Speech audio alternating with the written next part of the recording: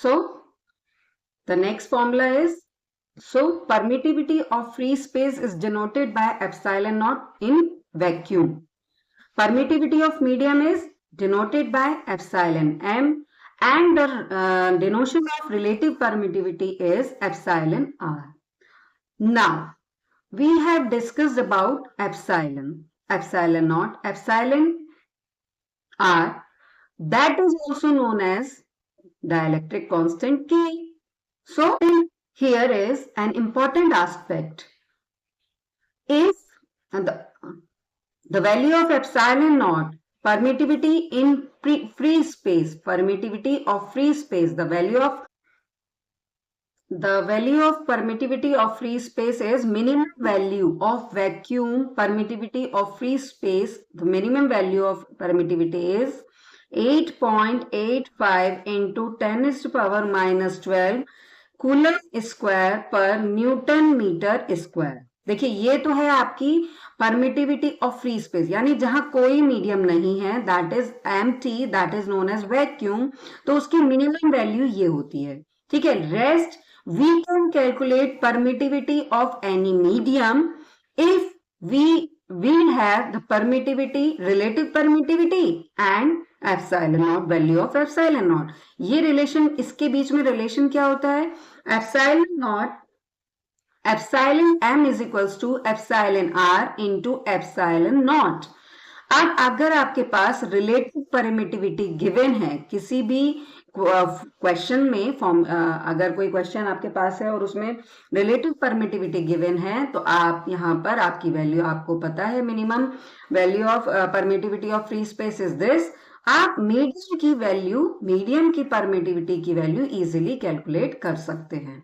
Next एक important aspect यहां पर हमने डिस्कस किया. देखिए फॉर्मूला ऑफ एफ, अभी हमने पढ़ा था, formula of relative permittivity is F naught upon F medium is equals to epsilon R. ठीक है. और अभी हमने पढ़ा फॉर्मूला.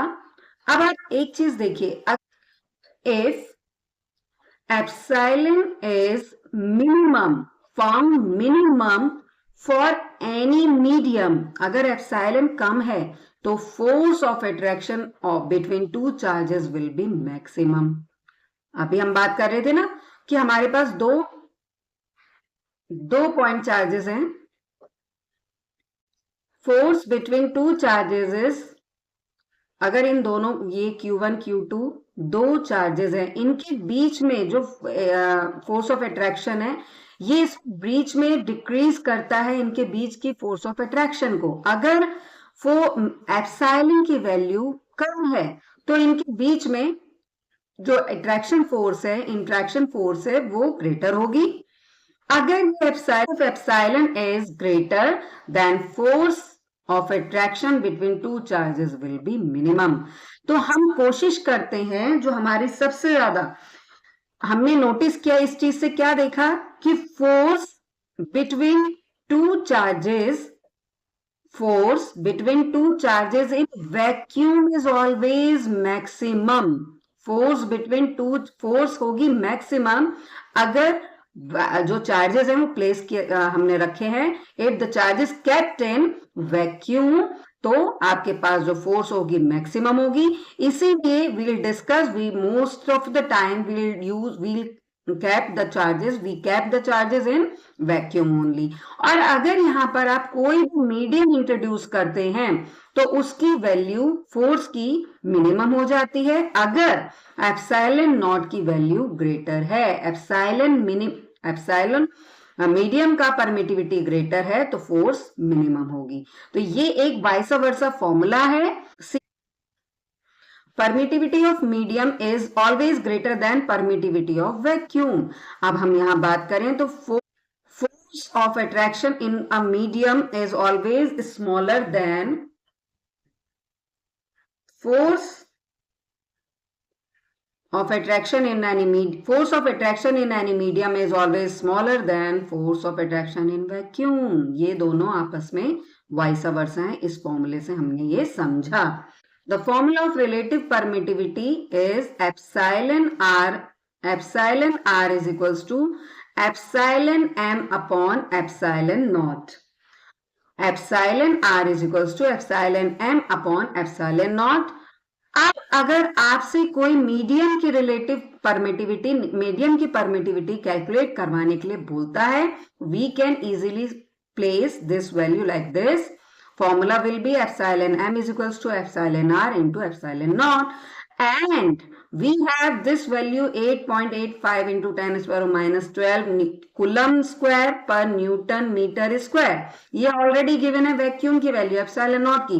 रिलेटिव परमिटिविटी अगर आपको कोई देता है, वैल्यू मिल जाती है, तो we can calculate permittivity of any medium. Okay, मान लो मेरे पास, मैंने अभी आपको बोला एप्सिलॉन आर की वैल्यू एक में, देखिए आपके पास कोई क्वेश्चन है और आपको बोल रहे हैं एप्सिलॉन आर की वैल्यू ग्लास के लिए, value of epsilon R is कितना 7, एप्सिलॉन नॉट आपके पास गिवन है 8.85 दिस, एंड एप्सिलॉन एम आप इजीली कैलकुलेट कर सकते हैं दिस इज द फॉर्मूला. आप यहां से एप्सिलॉन एम की वैल्यू कैलकुलेट कर सकते हैं. तो formula will be 7 into epsilon naught. Value आपको पता है, you can calculate any medium.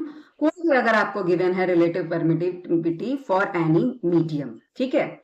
Now the conclusion, what we have discussed about dielectric constant.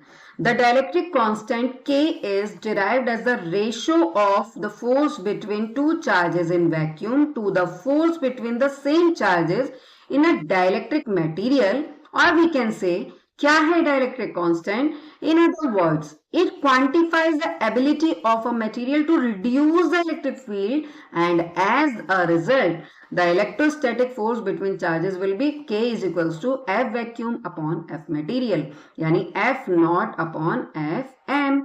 और सिंपली अगर हमने बात करी थी एप्सिलॉन R की, तो फॉर्मूला क्या था?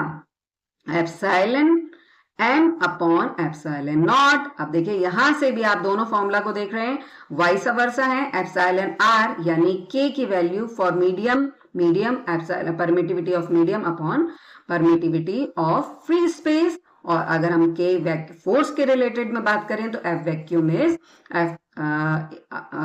Dielectric constant is equals to F vacuum upon F material. अब देखो यहाँ पर, यहां से इन दोनों को कंपेयर करेंगे आप, तो यही देख रहे हैं आप, K की वैल्यू जो है वो F not upon F m है, और K की वैल्यू या एप्सिलॉन R की वैल्यू जो है वो है epsilon m upon epsilon not.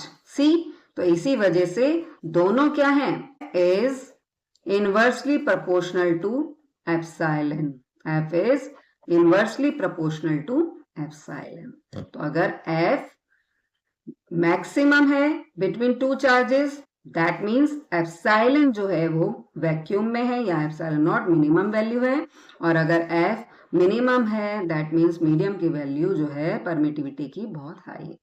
So my dear students and friends, today we have discussed, so my dear friends and students, we have discussed dielectric constant or relative permittivity in this video. ये आपको ये topic समझ में आया होगा.